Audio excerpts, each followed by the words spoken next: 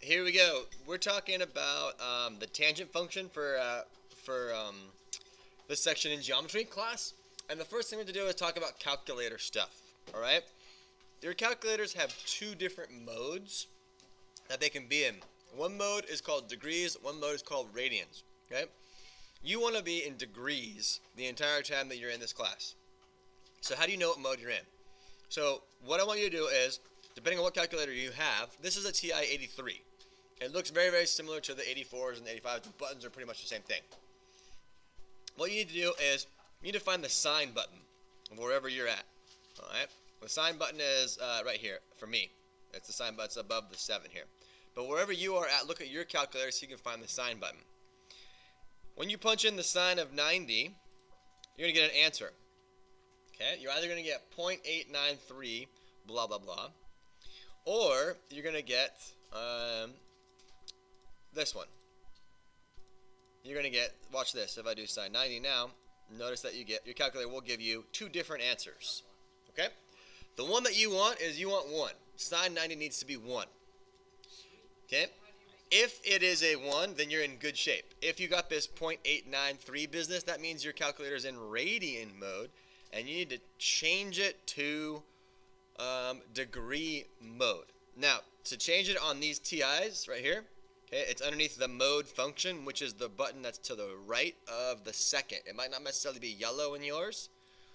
If you go down, you see this screen here.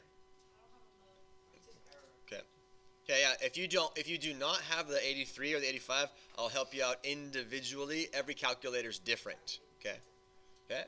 Go to the mode button. You should see a screen that looks similar to this. And you want to go down 3 lines by pushing the cursor down. You want to highlight the word degree because that's where you want to be, and then you want to push enter. Alright? And that puts your calculator in degree mode, and then we're going to get out of this screen by hitting the second button and then quit. Alright? So from now on, your calculator should be in that mode. Even when you turn it off and turn it on, it should be in that mode. So just to check, you can always do sine 90. Sine 90 should always be 1. Sine 90 should always be 1. If your sine 90 is this 0.8 business, then you're in the wrong mode. Okay? Alright, let me pause right there. We want this to always be a value of 1. Okay? Now, does anyone know what this symbol means? Right here? This symbol?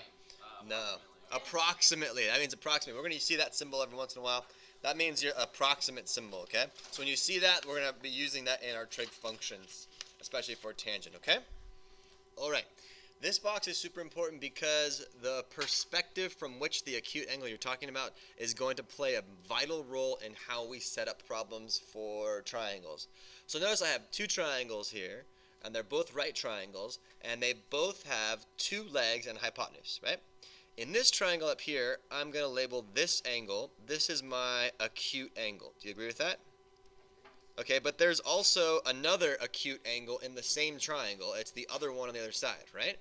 But I'm not going to label it down here. I'm going to put it over here for this one. Okay? This one over here, I'm going to label this one also acute. Even though they have 2 acute angles, right? I'm just going to talk about the one on the top left up there and then the one on the bottom right on the other triangle.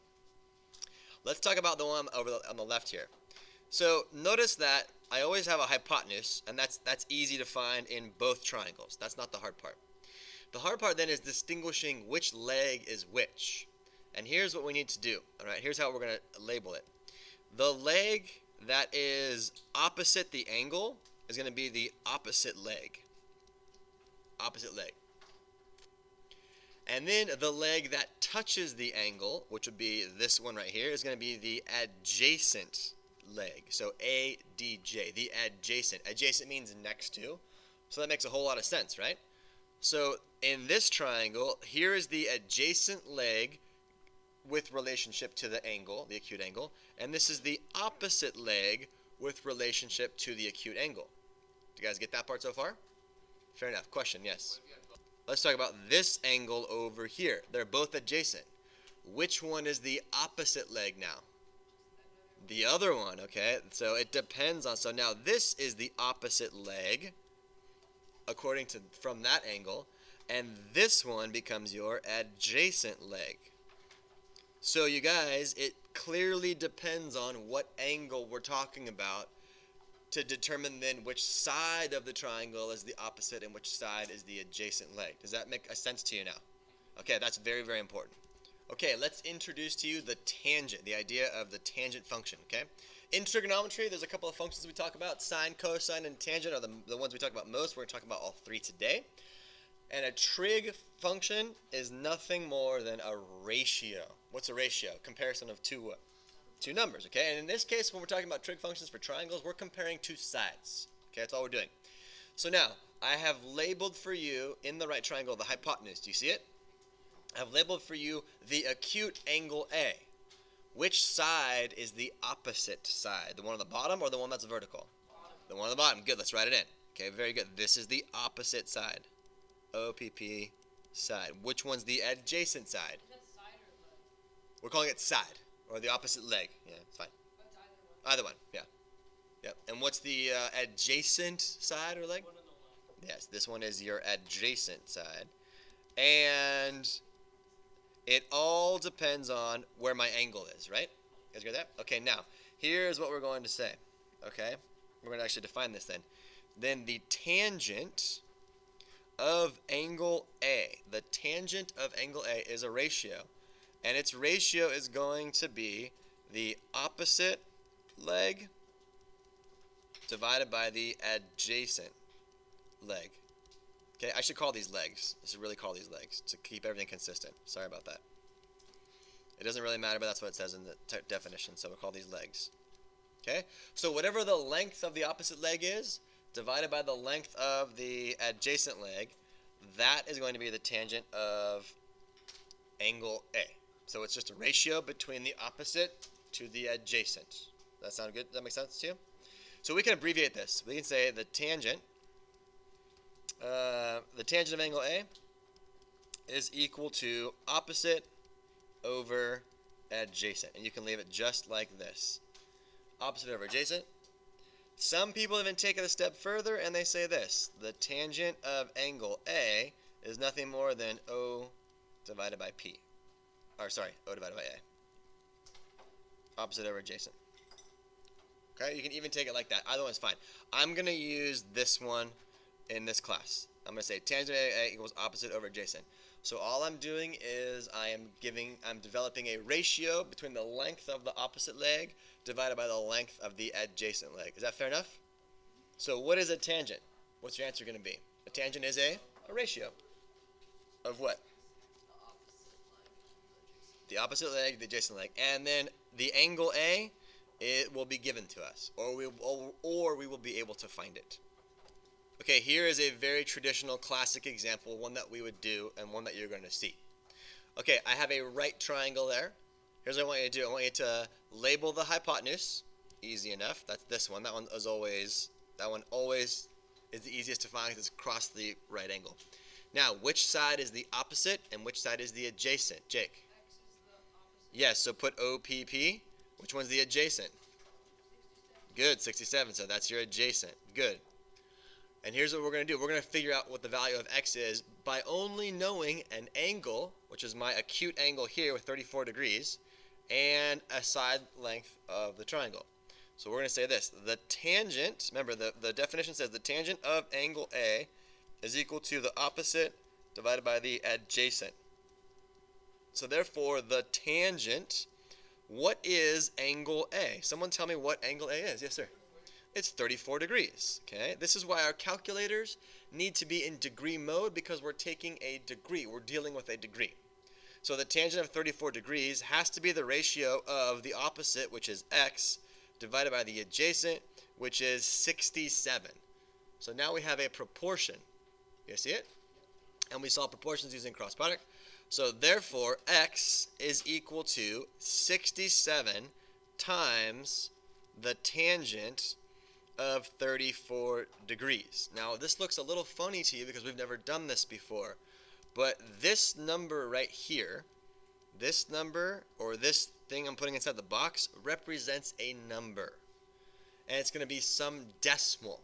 Alright, but we don't need to actually know what that number is because our calculator will do it all for us in one swoop, and this is how you plug it into your calculator. Alright, we want to figure out 67 times the tangent of 34 degrees. All right? Before we begin, just by looking at the picture here, what's a reasonable answer for x? What if could x be like a billion?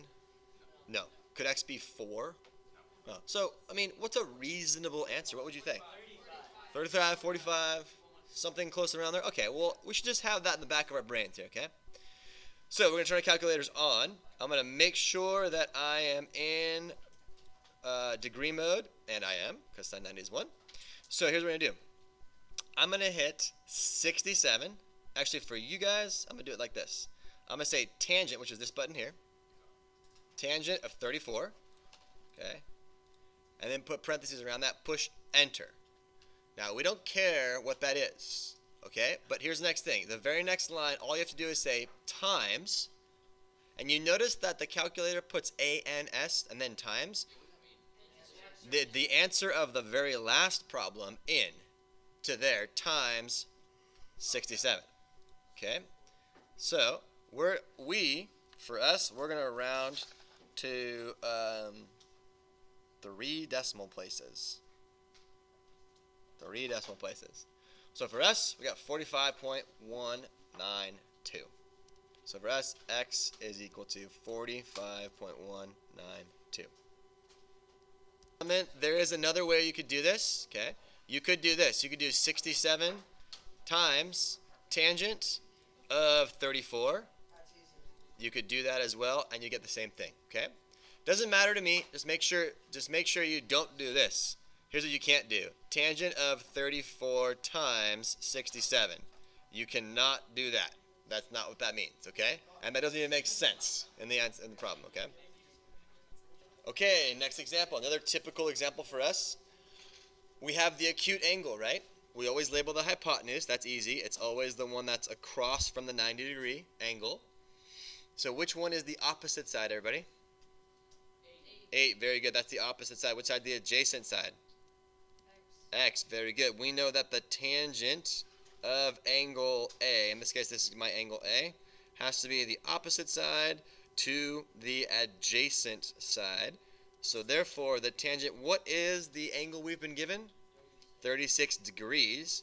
Has to be the opposite side, which is 8, to the adjacent side, which is x. I have a proportion here. Look where the x is, right? Do you see that? The x is on the bottom of my denominator on the right-hand side. Therefore, x is equal to 8 divided by the tangent of 36 degrees. Okay, so now that we've gotten that x is 8 over tan 36, we need to plug into the calculator correctly. Okay? And remember, the tangent of 36 is a number, so here's how you would do it. Clear this out. We'd say 8 divided by, okay? I put in parentheses the tangent of 36. And then I close both sets to keep my denominator as it is. Now, in this case, I could do it both ways. It's not going to matter. So I'm getting approximate 11.011. Now, watch. If I just did 8 divided by tan 36, I get the same thing, of course. Right? I get 11.001. But when you have something other than a single quantity in the numerator, you got to put everything in parentheses. So for us, x is approximately 11.001. So we're going to say that. X is approximately 11.00. Oh, wait. What was it? 011. Thanks a lot. 011. Okay, this is as hard as it gets here with this one. All right? We're asked not to find a side anymore. What are we being asked to find here, you guys? An angle. We're asked to find the angle. So first, let's label everything. Here's my hypotenuse. That's easy. Which one's the opposite side, ladies and gentlemen? 37. Very good. You didn't fall for the trick. Which one's the adjacent side? Good. Very good. So we know this. We know the tangent of, so this is my angle A. The tangent of angle A has to be the opposite length to the adjacent length. Therefore, the tangent of, wait, we're calling angle A x, right? The tangent of this angle here, do you guys agree with this so far? This is x, okay? Equals, what's the opposite length?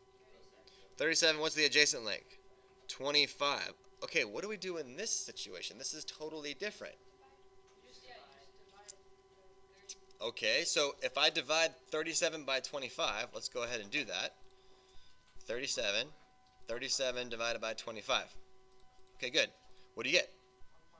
1.48. So now we have this. The tangent of x equals 1.48. What do we do now? Tangent 1.48. You're close. You guys are really close. This is an odd one. The tangent of x.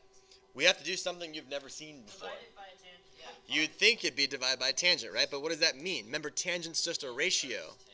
Very good. You have to use something called the inverse tangent, okay? Okay. Here's how it works. Here's what we do. Therefore, if the tangent of x is equal to the ratio of 37 to 25, x is equal to the inverse tangent of 37 over 25. Of course you can do that. Let me show you right now. Okay. So, do you see the tangent button here on my calculator? And do you see the little thing above it or tan and there's a little tiny -1, the yellow? Well, on any calculator that has different functions, you have to push that second button. 55.954. Thank you. Hold on one second. Now I'm going to hit the tangent button and notice in the calculator I have inverse tangent. You push second tangent. How do you do inverse tangent? I'm sorry. Okay. So inverse tangent, 37 over 25. This gives us an angle, and that's the angle that we're trying to find. 55.954.